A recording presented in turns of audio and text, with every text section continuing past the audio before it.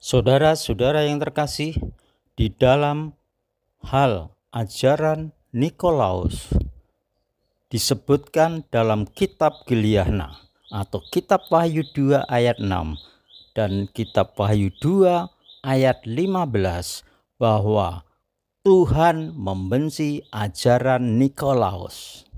Saudara-saudara, apakah ajaran Nikolaus itu sehingga Tuhan membenci? Dan sebagian jemaat yang mengerti kehendak Tuhan juga membenci, menolak ajaran Nikolaus ini. Saudara-saudara, kita ikuti berikutnya ini supaya kita bisa memperoleh kejelasan sehingga kita tidak tersesat pada akhir zaman ini, padahal kita sudah melakukannya, padahal kita sudah menjadi pelaku ajaran Nikolaus, tapi sekarang ini kita tidak sadar. Saat ini saudara, melalui video ini saya dikaruniai Roh HaKodes, Roh Kudus untuk menyingkapkan ajaran Nikolaus ini sehingga semua yang tersesat kembali ke jalan yang benar sesuai firman Tuhan. Haleluya. Sebelum kita mempelajari tentang ajaran Nikolaus, mari kita melihat siapakah Nikolaus itu, saudara-saudara. Di dalam Kisah 6 ayat 5 disebutkan bahwa Nikolaus adalah seorang dari 7 orang diaken yang dipilih para rasul. Saudara-saudara, Nikolaus itu berkebangsaan Yunani. Selanjutnya menjadi pengikut atau penganut agama Yahudi. Dalam perkembangannya, dia menerima ajaran Sang Mesias Juru Selamat dunia dan akhirnya dia menjadi murid-murid Tuhan. Dia menerima Yesua Sang Mesias sebagai Tuhan Juru Selamatnya. Dan akhirnya dalam perkembangannya dia dipilih menjadi salah satu diaken di Yerusalem oleh para rasul. Nah, itulah Nikolaus, saudara-saudara. Ketika dia menjadi diaken, memperoleh tempat, memperoleh kesempatan untuk mengajar jemaat saat itu. Dan dalam praktek hidupnya banyak jemaat yang protes kepada para rasul. Karena apa? Ajaran Nikolaus ini bertentangan dengan ajaran para rasul atau bertentangan dengan firman Tuhan, bertentangan dengan kebenaran-kebenaran yang dianut, bertentangan dengan kitab Torah, bertentangan dengan ajaran-ajaran Tuhan Yesus Mesias. Lantas apakah pokok-pokok ajaran Nikolaus yang bertentangan dengan firman Tuhan itu? Saudara-saudara, inti ajaran Nikolaus adalah mentolerir dengan budaya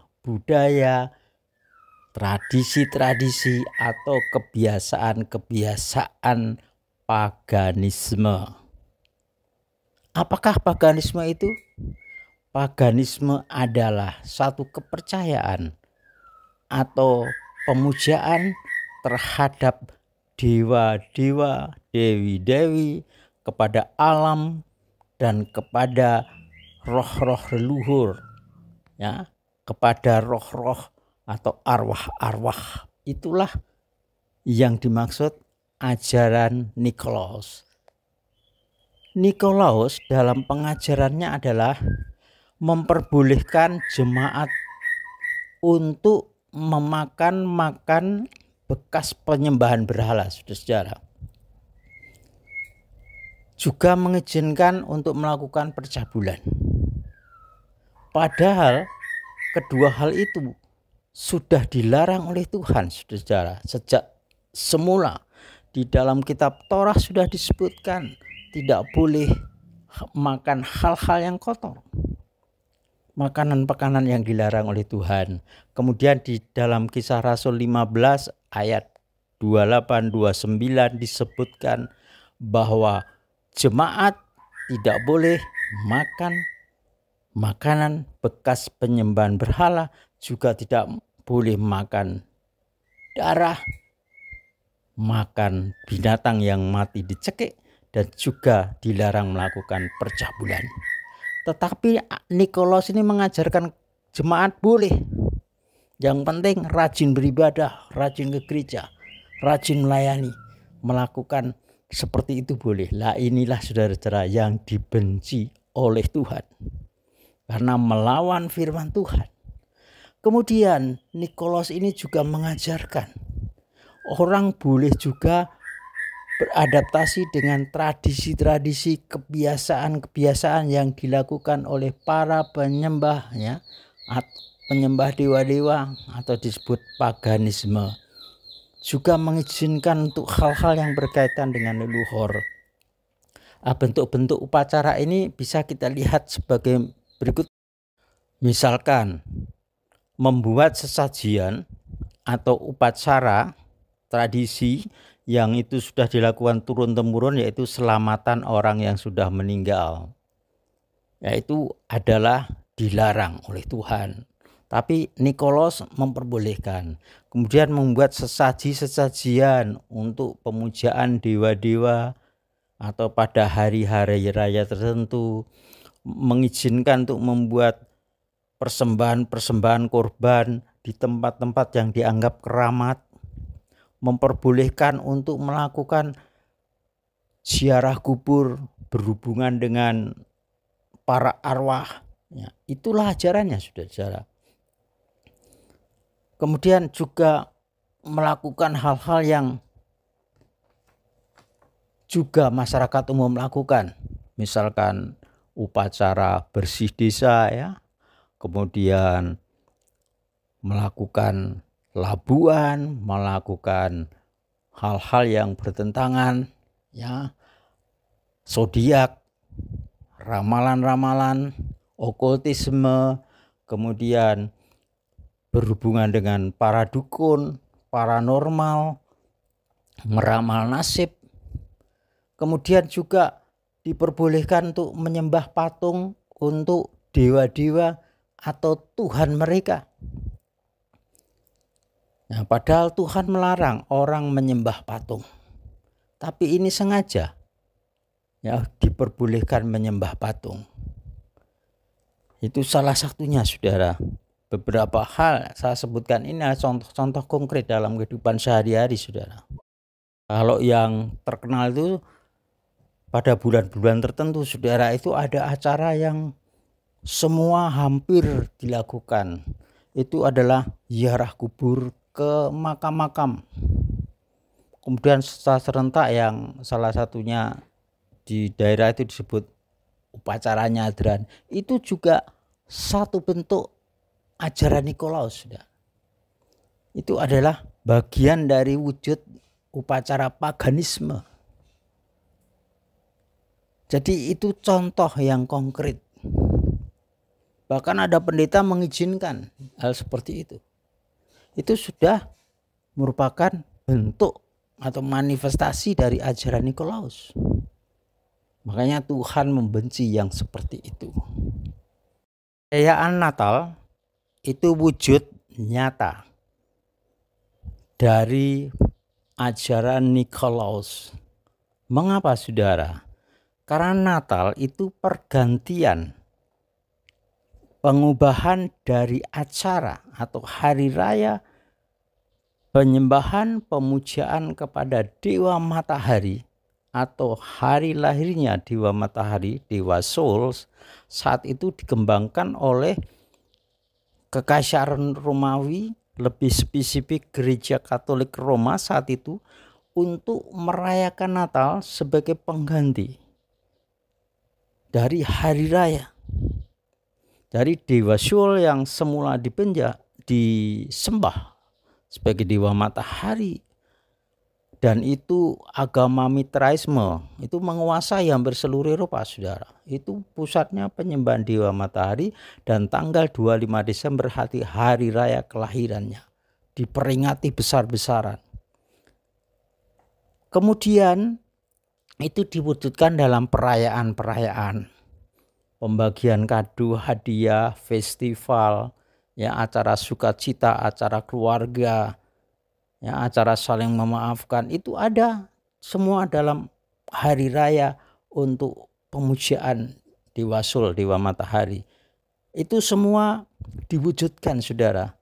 Karena Natal ini sebagai penggantinya, karena semua orang Romawi saat itu sudah dikristenkan oleh Kaisar Konstantin, maka yang tadinya penyembahan Dewa Matahari yang wujudnya adalah paganisme, yang itu ajaran Nikolaus, wujud pengembangan dari ajaran Nikolaus, jadilah Natal. Acaranya mirip, saudara, dan kejadiannya juga mirip. Kalau hari raya lahirnya Dewa Sul 25 Desember yang dikembangkan oleh agama Mitraisme di Eropa, khususnya di Romawi, itu musim dingin, kemudian disinari munculnya matahari sehingga gemerlapan. Itu juga diwujudkan dalam Natal, saudara, dengan salju-salju, ya, hiasan salju, kemudian lampu-lampu hias, pohon Natal, dan seterusnya. Itu adalah wujud paganisme, saudara. Karena Yesus Mesias, Sang Mesias, itu lahirnya tidak di musim dingin, saudara. Kitab suci membuktikan, baca aja di dalam kitab Injil, membuktikan dia lahir di musim gugur, bukan di musim dingin. Musim gugur itu September Oktober, saudara. Dan musim dingin itu Desember, itu Januari, itu musim dingin. Ya, karena pengganti inilah, saudara, wujud nyata yang dikemas bagus adalah salah satu ajaran Nikolaus, adalah ajaran yang terwujud dalam hari raya Natal. Jadi orang yang memperingati Natal itu adalah orang yang menerapkan ajaran Nikolaus. Jadi itu seperti bagian dari jemaat Pergamus, ya, Wahyu 2 ayat 15-16 itu. Padahal ajaran Nikolaus dibenci oleh Tuhan. Bertobatlah, saudara. Mengapa Nikolaus yang sudah seorang diaken mengajarkan hal bertentangan dengan firman Tuhan? Rahasianya adalah, saudara, Nikolaus adalah berkebangsaan Yunani, sehingga dapat dipastikan sejak kecil dia berkaitan dengan orang tuanya yang melakukan upacara paganisme, karena orang Yunani itu kebanyakanlah menyembah dewa-dewa. Dan juga kalau dia berhubungan dengan orang Romawi, sama, penyembah dewa. Paganisme itu berkembang di daerah Yunani dan Romawi. Otomatis itu sudah mendarah daging di dalam kehidupan Nikolaus.